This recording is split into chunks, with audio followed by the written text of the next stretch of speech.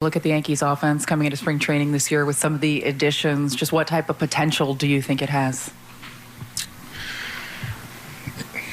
Incredible potential. You are Locked On Yankees, your daily New York Yankees podcast. Part of the Locked On Podcast Network, your team every day. Welcome to Locked On Yankees, which is part of the Locked On Podcast Network, your team every day. Thank you for making us your first listen every day. I'm Stacey Gotsoulias. Today's episode is brought to you by Game Time. Download the Game Time app, create an account, and use code Locked On for $20 off your first purchase. With me, as always, is my producer, Steve Granado. Steve, happy Thursday. It's Thursday. It's Thursday, Stace, and we got a whole bunch of stuff on today's show. We got updates from spring training. We've kind of been doing this recently, some odds and ends, just kind of some quick storylines, some quick hits. We're going to get to those later on. There was a detailed article in The Athletic about DJ LeMahieu and how he's been a quiet big talk of spring training so far. Stacey, we got to get to this, though, because Aaron Judge finally gets to talk about a whole slurry of things at spring training. The last we heard from him was essentially at the end of last season. So it's been a while since we've heard from Aaron Judge. Of course, we knew he was going to be talking with the front office down in Tampa. He was a part of those big end of season meetings that we never got anything on, any clarity on. And he finally ends up telling us a little bit about what happened in those meetings. There's already been quite a few changes, some that, have been noticeable with either coaching, staff, stuff like that. But then there's other things, different philosophies or, like you said, communication that will go unseen to a lot, but it's going to impact a lot of people, from the top down. So I'm excited about a lot of the changes, especially some of the ones, that are obvious, with some of the guys that we brought back for hitting coaches. You had said the team might be paying attention to some of the wrong numbers. What were those numbers, and is the team paying more attention to that now? Yeah, like I said, I think a lot of it will go unnoticed, but I think we had a lot of great talks in the offseason, getting a chance to talk with Hal, getting a chance to talk with Cash a lot. I think, the time he spent with me and myself and Gerrit and kind of all of us kind of just talking about different things that we value and kind of them explaining what they value, I think was able to kind of come to a clear answer. But, I've always been a guy about, you win games by driving people in. You got to score runs. And, RBIs and runs have always mattered to me. That's, one thing that I try to take pride in. And, it may not be something you can measure, but, driving a guy in is a skill. So I've always liked having guys that could drive people in. Stace, he has been super nondescript pretty much every time he talks about any of the analytics stuff, right? Yeah. This, to my knowledge, is like the first time he's actually like said anything of concrete towards the end there. Yeah. He had been dodging it for a while. Mm-hmm. This is not the full clip. I cut some stuff out because it's kind of just fodder. But yeah, at this stage, he finally says, like, I value driving in runs. It's like, okay, so you care about RBIs then. Like, look, I don't think this is like hot off the presses here, but it is the first time, to my knowledge, that he's actually saying something a little bit more concrete than, yeah, we got to look at stuff. Yes, because even the first part of his answer was a little, evasive in a way. And I thought, oh, he's not going to say anything, is he? And then he finally admitted the RBI thing. And yeah, I know that people, I don't think they poo-poo RBIs because or R's BI, because, it is important to drive people in, but it's good to hear him say, yeah, no, I like driving people in. I want the kind of lineup where I come up to bat and I'm going to be driving people in, because when he hit 62, how many of those were solo home runs? Yeah. It'll be good to have possibly people in the lineup ahead of him that will bump up his numbers and make him happy, because you want your captain to be happy. Here's the thing you need to understand about Gerrit Cole. Every answer he gives is extremely calculated. Just watch press conferences he gives in general. Question asked. Yeah. It's that he does a very long pause pretty much every time he gets a question asked. So when he's avoiding, when he's delaying, it is very much with purpose. It's very clear every time Aaron Judge speaks that that's how he is. Stacey did also get asked about where he's going to hit in the lineup, because we're still questioning that lineup. And his answer about Juan Soto, pretty obvious. Man, when you got a guy like Soto, I'd love to hit behind him. If he hits 2, or even if, I'm hitting second, he's hitting third, and he's driving me in. I'll take either of those outcomes, because that means we're scoring runs. So, however Boone's going to come up with the lineup, I know he puts a lot of thought into that, and he asks a lot of us too as players, like how we feel about certain things. I know he knows that matters to us. So, yeah. I'm happy. I'll be happy anywhere Soto hits. As long as he's in the lineup every day, I'm going to be happy. What really struck out here for me, Stacey, and it's something I think gets lost in the shuffle, the Soto shuffle, is Boone asks us how we feel, how comfortable are we? And that's something, again, that gets super lost in pretty much any discussion when it comes to coaching in pretty much any sport. It's like, maybe all decisions don't seem to make the most sense on paper. And look, I'm not defending anything right now. I'm just saying this is how it is. I do appreciate a manager who goes out and says, like, do you want to hit in this spot? Like, are you going to be like, maybe your numbers say you would be, and we can push you in that direction. But if you're not comfortable with it, we're not going to make you do something you don't want to do. And that is very important. Maybe that's why the players like him so much, because he's willing to do that. And he's not set in this, like he's not stuck where he's like, you have to be first, you have to be second, you have to be third, which kind of explains why the lineups aren't always the same, and that he moves things around to figure out how the players are feeling. And, do you want to bat here? Do you want to bat there? So that makes sense. And again, that's probably why the guys are behind him all the time. Yeah, that's fair. Yeah, every chance last season they had to be like, yeah, I want a coaching change, or even allude to that at all. No one took that bait, it seemingly. So maybe we're starting to learn a little bit more about the rapport that is there. So he mentioned Soto there, obviously, but he also has been talking about this, something we were talking about the other day, is picking brains, right? Talking to other guys, and his answer to if he was going to pick Juan Soto's brain actually got pretty interesting. You try to get into his head and see what makes him tick? Oh, big time. We even talked about that when I was talking to him in the offseason after we traded for him. I was already kind of telling him, like, man, hey, get ready. When we get in the cage together, man, I'm going to have quite a few questions for you just about approach, how you attack certain pitchers, how do you attack this pitch? What do you do in these certain situations? What are you looking for? Just kind of, when you got a talent like that, you can't miss on an opportunity to ask them and kind of pick their brain a little bit. Just like when we got Stanton, I picked his brain quite a bit. I still do to this day. Even pitchers, when we got Cole, going into 2020, I was picking his brain about how do you attack these certain hitters? Like, what would you do in this situation? Like, things like that. So, Juan's just going to be another guy that I'm going to try to pick his brain, just like Verdugo.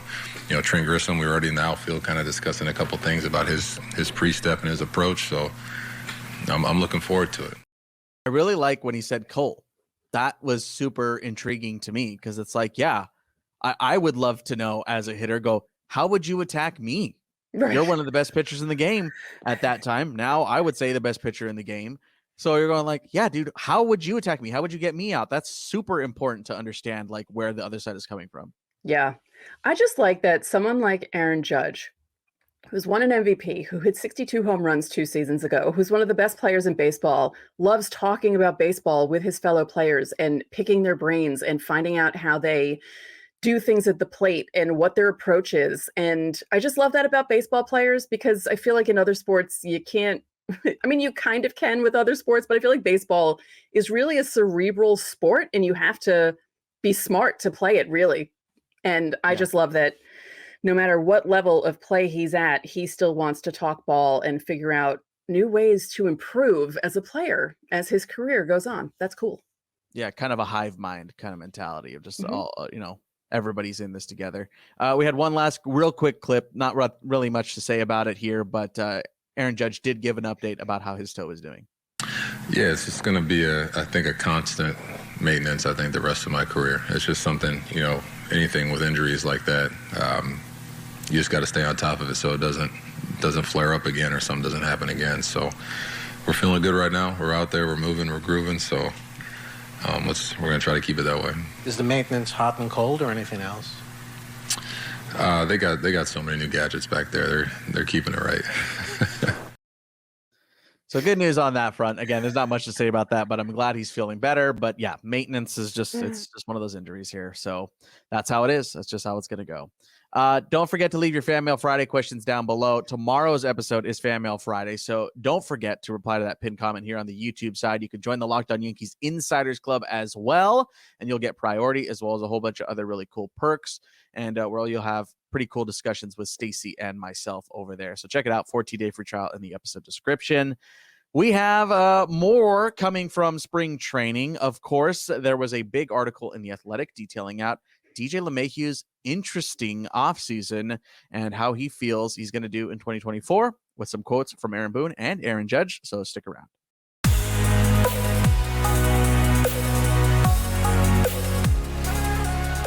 If you're looking for tickets for just about anything, check out the app Game Time. Steve used Game Time basically all last baseball season and still uses them for hockey tickets, and he absolutely loves how easy it is. It's easier than dealing with Ticketmaster, where they have all those hidden fees, which is frustrating every time. Game Time is the fastest and easiest way to buy tickets for all the sports, music, comedy, and shows near you. There's no baseball for just about a month, but hockey and basketball are still in full swing.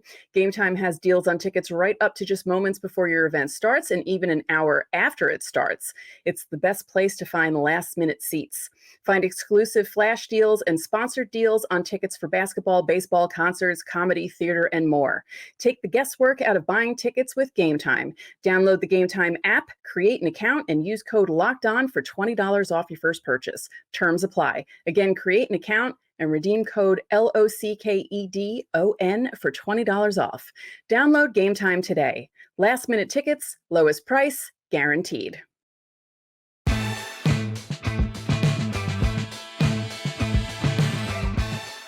Back here on today's Locked On Yankees, we got plenty coming your way here, but of course, don't forget to check out the 24/7 streaming YouTube channel called Locked On Sports Today.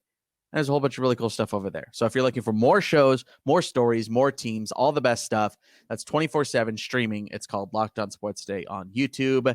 Check it out. Stacey, I'm going to link this in the episode description like I always do. The Athletic, you need a subscription.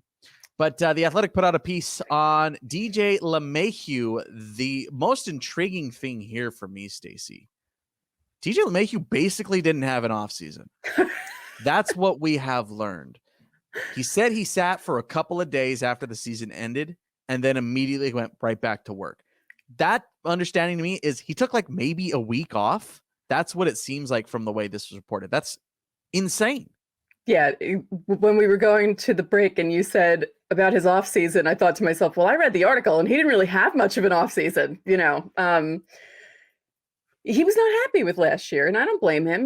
The first 4 months were rough, and I mean, he picked it up at the end, but I can understand why he was frustrated. And, you want your players to get annoyed with their bad play, and you want them to figure out what's going on in the off season. But the fact that he barely had one is amusing, but also, from what everyone's saying in the article, because I was seeing other things about DJ, little headlines about him the last couple of days, and I was intrigued by what was going on. And hey, DJ LeMahieu hitting well in 2024, and especially if Boone's going to bat him leadoff, that's going to start the lineup in a really great way and could probably get the ball rolling for the rest of the lineup. So I have a couple of thoughts here I wanted to get through.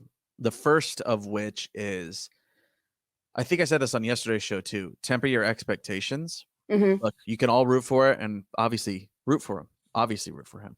But setting realistic expectations here is going to be super important. And you can only anticipate a bounce back from so many players. You can't anticipate bounce back from everybody. It's not like everybody all of a sudden just flipped the switch and they're all incredible, perfect, 100%. Like you have to remember the ebbs and flows of the season, the ups and downs. There's going to be cold. There's going to be hot. There's going to be lukewarm. There's going to be heating up, all that stuff, right? That's all going to happen throughout the season. So that's number one. Unless you're Gerrit Cole.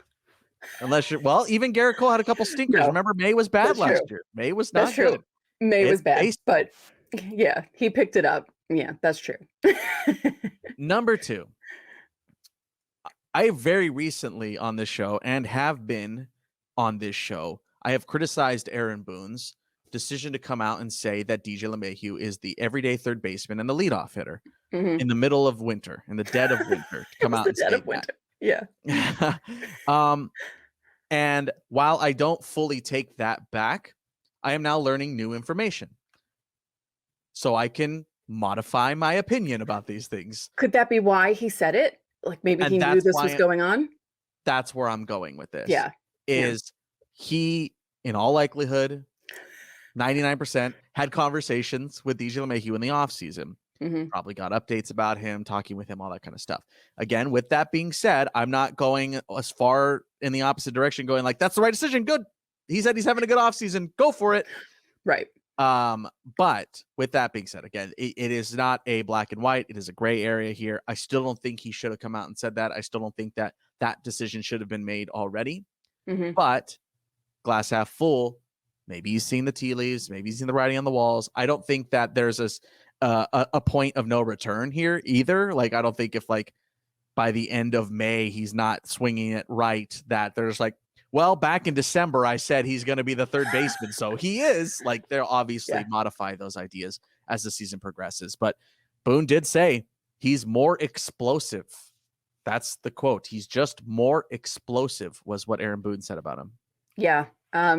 He also mentioned that DJ wasn't feeling great last year, health-wise, and that he's feeling better now, which did we know? Did we know about that, or did we just think that he was having a bad year? I think it was. I don't think they came out full-fledged said it. I mean, look, let's be real, dude. Most guys, if not all guys, are dealing with something at some point in the season. Like, right. It's grueling. It's a long summer. It's a lot of travel. Of course, and you're getting older. You've been doing it forever. Duh. Yeah. Like, everyone's dealing with something. You're never going to find a single day of any Major League Baseball season where the entire roster is completely healthy. That's not how any of this works. Someone's nursing a sore back, a sore foot, like, or they slept wrong. My wrist feels a little weird today. I have a headache. Like, this is how it goes. So I don't remember there being a come to Jesus moment where DJ LeMahieu is hurt. I don't think that ever really happened. But I kind of got the feeling, given the history, the surgeries and all that, it's like, he probably wasn't all there. Yeah. Now, do you feel better about this, knowing that he did pick it up later in the season, that he was kind of consistent in the later part of the season, and then working throughout the offseason, maybe he'll be like, because I know we can't really expect everyone to have bounce back years, and I don't expect 2019 DJ LeMahieu, but some sort of a hybrid between 2019 and 2021 would be nice. Sure. Yeah, no, I do feel more comfortable if he had continued that, first 4 month stretch throughout the rest of the season. Then of course you're going like, what are you even seeing at this point? Like, that was a horrible season. But yeah, I'm leaning on the side of like, yes, he's a veteran. He understands. He knew what he did wrong last season and how things are starting to go in the right direction. That's all well and good. I'm more curious on that front is if he can continue it now with his third hitting coach in the last calendar year, because like the second one seemed to have figured something out with him. So will the third one continue that trend, or will he regress a little bit? So we'll see how, I give it 6 weeks. 6 weeks of baseball. Obviously, numbers are going to be down throughout baseball in the month of April, like they always are offensively. But, is he swinging it better? Is he going the opposite field? Is he driving it into the gaps? Those types of things are things you're obviously looking out for. Is he the machine? Is he the guy that, when he comes up, when the bottom of the lineup gets on base, is he driving people in like he used to with regularity? Because again, you don't need DJ LeMahieu to hit 30 home runs. You just need him to hit the ball and get on base and make things happen when guys get on ahead of him if he's batting leadoff. You need him to not roll over to second. Yep. That's pretty much where you're at with it. You need him to be able to go the opposite way and not be late.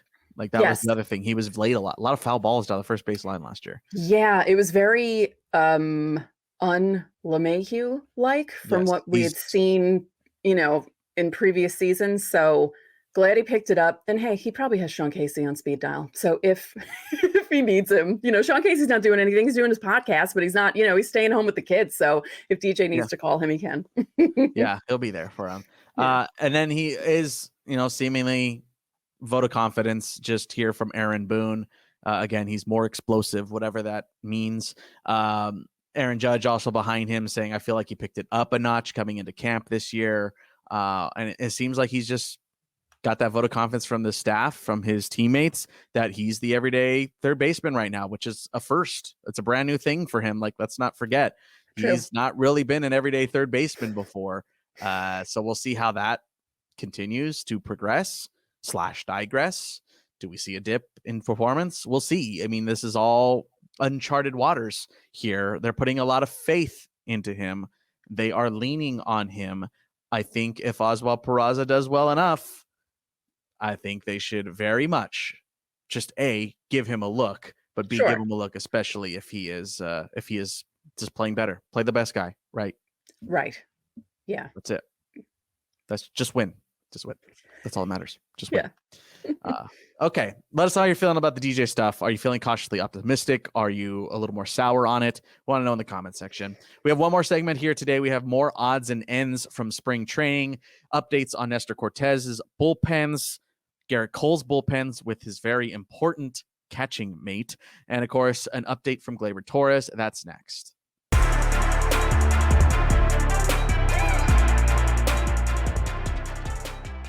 Get buckets with your first bet on FanDuel, America's #1 sportsbook. Because right now, new customers get $150 in bonus bets with any winning $5 bet. That's $150 if your bet wins.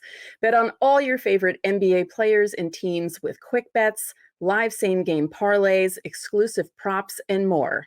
And by the way, in those parlays, you can bet on someone to score 10, 20, or even 30 points a game. You can also bet on who's going to throw the most or hit the most three-pointers, that kind of stuff. The Knicks and Nets return to action tonight. They're both on the road. They're both slight underdogs. And because we're a baseball podcast, your 2024 Yankees are the favorite to win the American League East. Aaron Judge is leading the regular season home run leaderboard, just ahead of Matt Olson of the Braves. So visit FanDuel.com/lockedon and shoot your shot. FanDuel, official partner of the NBA.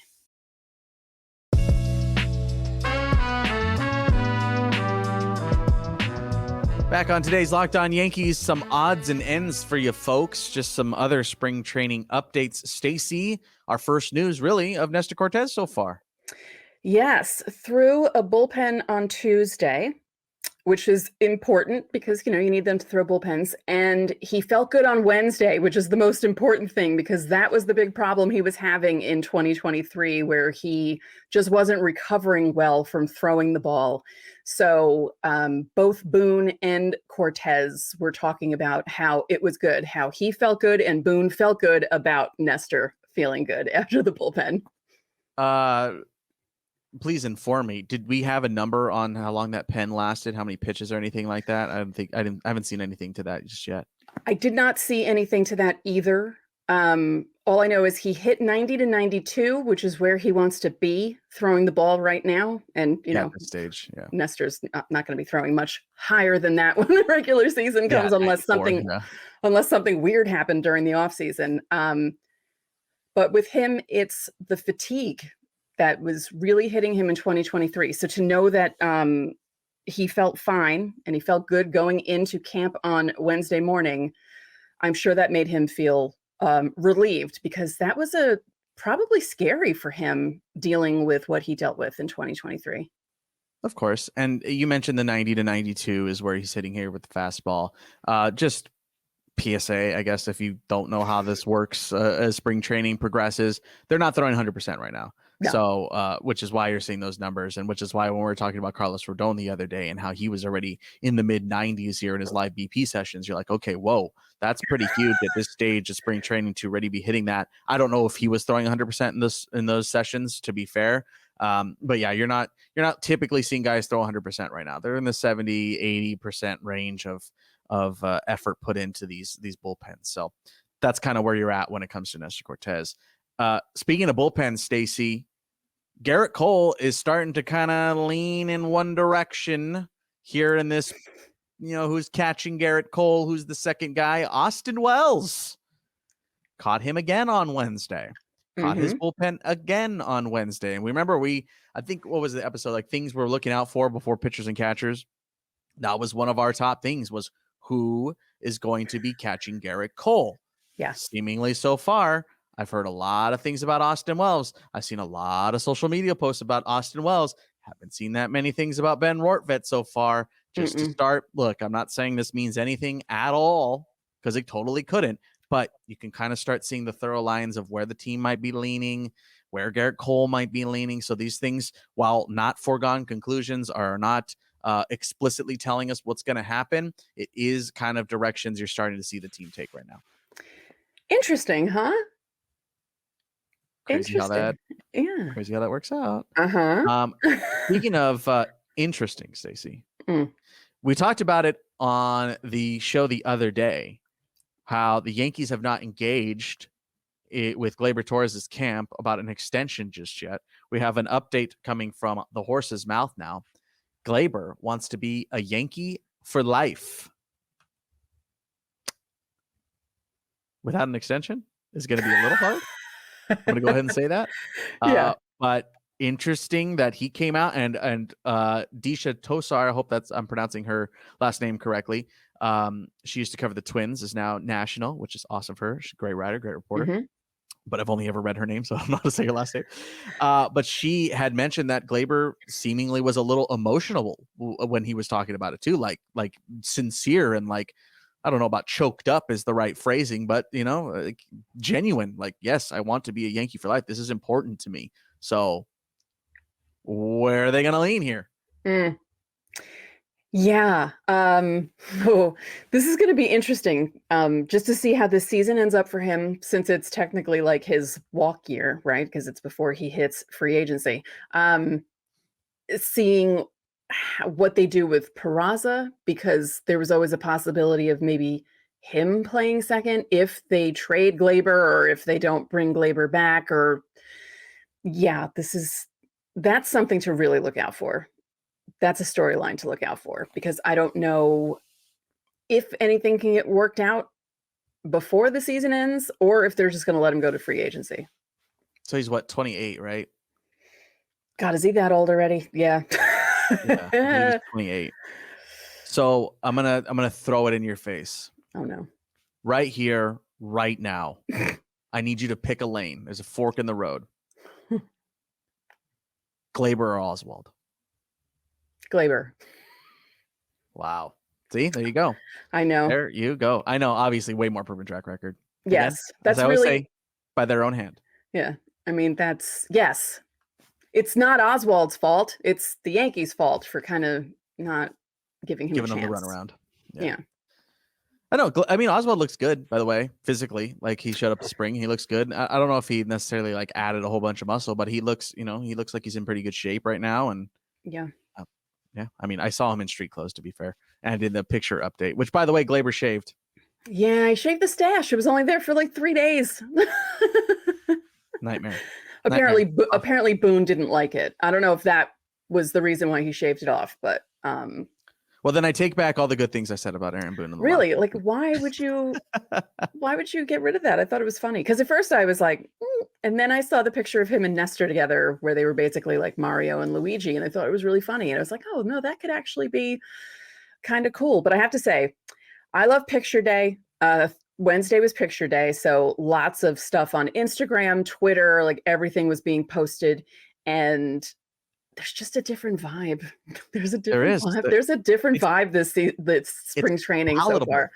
Yeah, like you can see it in the pictures, you can feel it, when you watch the videos, like, as bad as they were last year, because I mean, yes, 82 and 80 is bad for the Yankees, but other teams would kill for that record. As bad as it was, the vibes are so different this year. It's almost like they didn't do that bad last year. It's just weird how they've come into, like, they're not angry, like mad that they didn't make the playoffs, but that that's in the back of their minds and they're fired up to, prove that they're going to be better in 2024. But yeah, I don't know, something feels right so far. And I'm like, yeah, the vibes are good so far. They're playing loose right now. Like they're very, very loose. Like you said, vibes seem to be right. Yeah. There's just not a lot of uncertainty around the team right now. Right? Yeah. There's not like this cloud hanging over them. Like even Judge looks like in his press conference, he was just smiling the whole time. And he's just so excited to have Soto, Verdugo, even Grisham. Like he was just excited for the new everything about the team. So Yeah, it's all seemingly coming together. We'll see here. First chance we get to see him will be on Saturday. Well, that game's not being covered, I don't think. At least it's not on Yes, but no, yeah. So I think Sunday's game is the one split squad game. The one that Rodon is pitching is going to be against the Blue Jays. So we'll get to see them here this weekend. Of course, before the weekend hits, Stacey, what do we got on tomorrow's episode? It is Fan Mail Friday. Yay. Our favorite. Is it our favorite day of the week? I think it's our favorite day of the week because we hear from our fans and it's fun to answer your questions. Yeah, it's a nice little reprieve, and we kind of bounce around topics and stuff like that. And we don't have to spend, 10 minutes on one thing. We spend on 2 minutes and we're on to the next thing. So it's fun. It's a little roundabout. It's very, very fun. So get those questions in, reply to that pinned comment here on YouTube, and of course, join the Locked On Yankees Insiders Club. Link in the episode description. 14-day free trial. Check it out. See if you like it. And that's going to do it for today's episode of Locked On Yankees. I'm Steve Granado. And I'm Stacey Gatsoulias. We will see you tomorrow.